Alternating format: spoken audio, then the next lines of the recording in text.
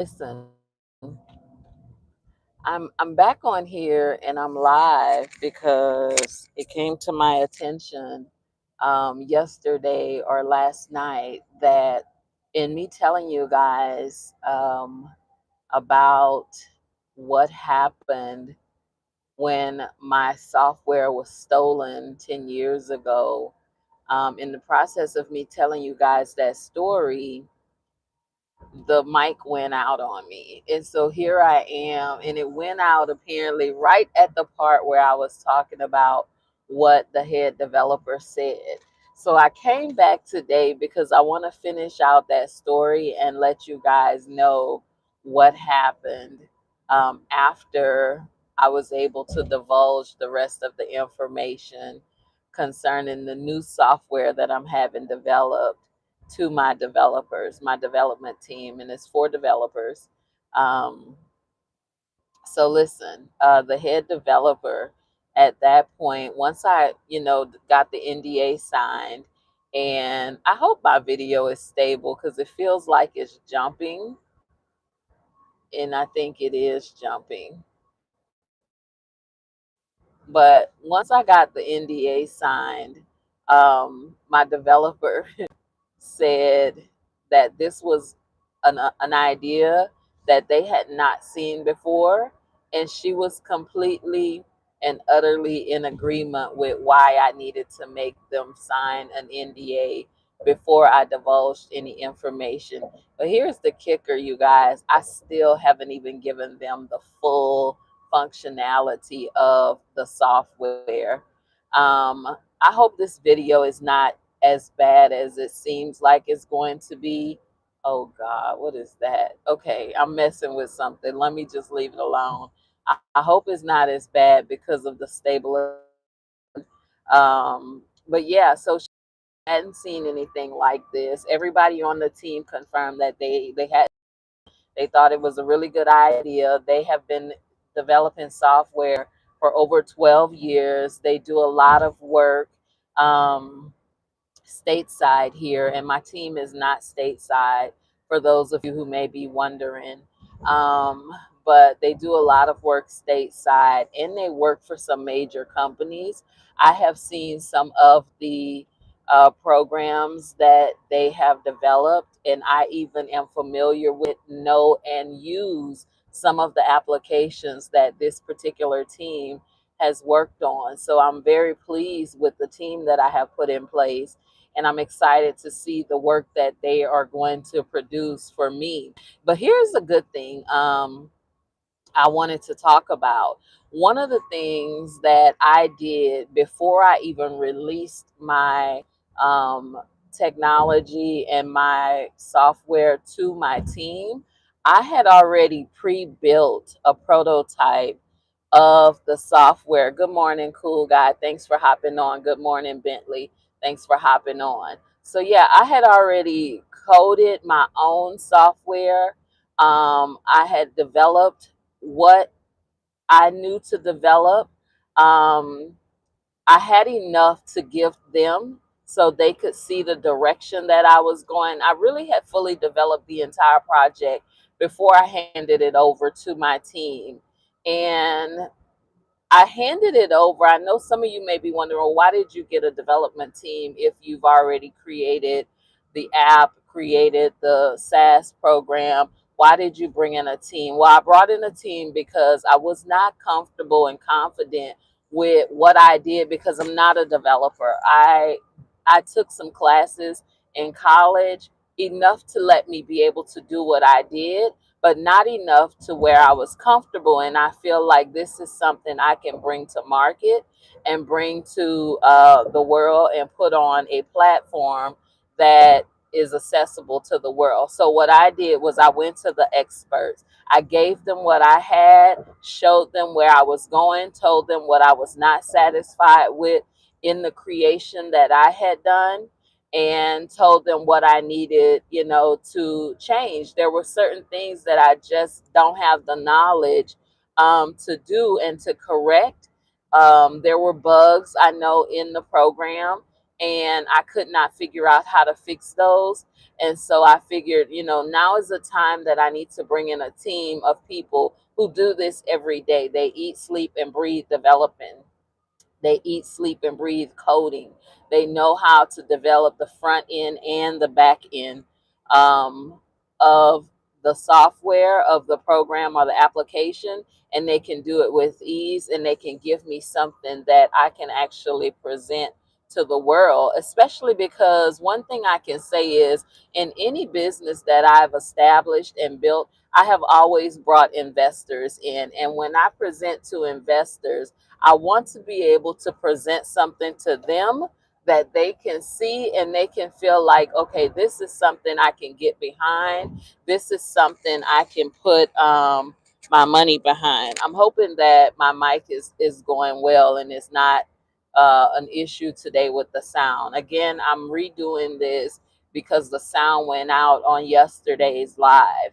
But anyways, you guys, if you can hear me, go ahead and type in the comments and let me know that you can hear me, and I'll keep going until I see something different. But for those of you who are just joining on, I'm gonna stitch the first part of this conversation so you guys can see where I left off yesterday. But basically, I developed the software 10 years ago, and it was stolen from me by a friend of mine, or somebody that I thought was a friend. And she was able to do that because I trusted her and I did not have an NDA agreement in place. While I was telling her what I was having developed, she was telling it to someone else, and that someone else that was friends with her had the financial means to take it and have it developed on his end and take it to market. So, this time around, I have a whole new idea. I actually have two. One is still in the pipeline, is sitting until this first one is, I'm going to say about 50% to 75% complete and ready to bring to market. Once that happens, then I'm going to have my team start working on the second app. But for right now, my team is excited to get started. They are starting. Um, I have a 5 to 6 month turnaround time, and I have a year to make sure that my provisional patent becomes a non-provisional patent. And at that point, within the 5 to 6 months, I plan to have it out, have it fully tested, fully operational, and probably in you guys' hands as well as the rest of the general population, anybody who finds use in it. I'm not going to talk about what it is just yet because again, I have to be careful, and I want to make sure that everything is going according to plan and things are being developed without any hitches or without any issues. I do have the trademark in place and I do have the patent pending, but I'm still not talking about it directly. So that doesn't mean it's not being marketed and it's not being put out. It just means that I'm not talking about it and I'm not sharing it from my platform, because I want you guys, if you ever happen to so happen to see it, then you're going to see it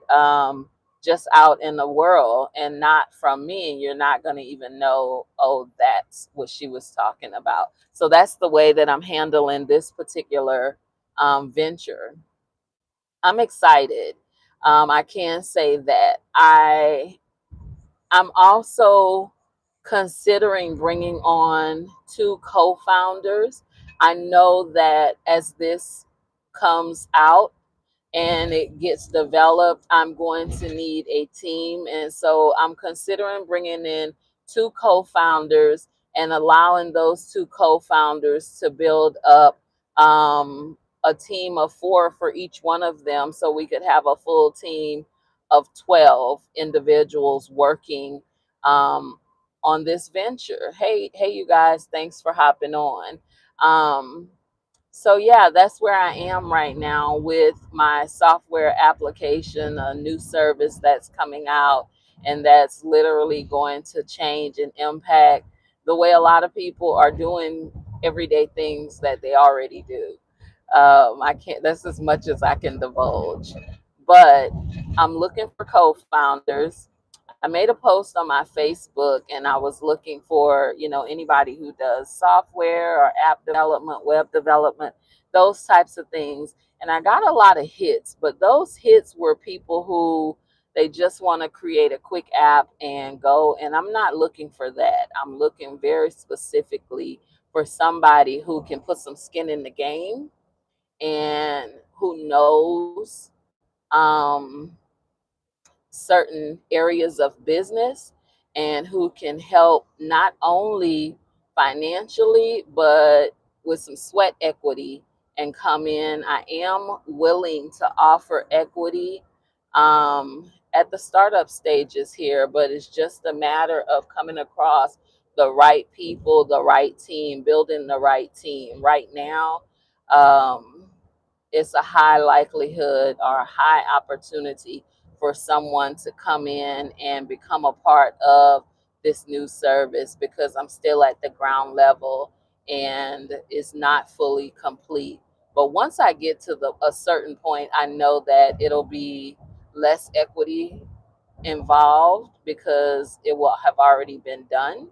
Um, but that's okay. I'm looking for like an expert in marketing. um, I have some marketing behind me, some marketing experience, and of course, I'm going to build a marketing team. But it's a different animal when you're trying to bring a product or service to market, and you want to do it on a level that is beyond anything that you've done before, and that's where I am. So because this is marketing at a level that I know um, exceeds what I'm used to or what I'm accustomed to, then I am looking for somebody who is able to do that or who has done it before, who can make those connections and who has the ability to get into contact, possibly with other people who can use their platforms to help bring this particular service to market. So more about that later as it comes out or as I'm able to talk about it, I will. And I will put it out there, who I'm looking for or what we're looking for.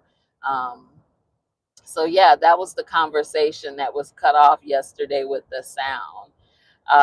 So let me tell you guys, let's segue here and go into the end of Millions Conference. So yesterday we wrapped up Millions Conference, and I want you guys to know that that was probably one of the best conferences that I have had the opportunity to participate in and be a part of. I learned so much.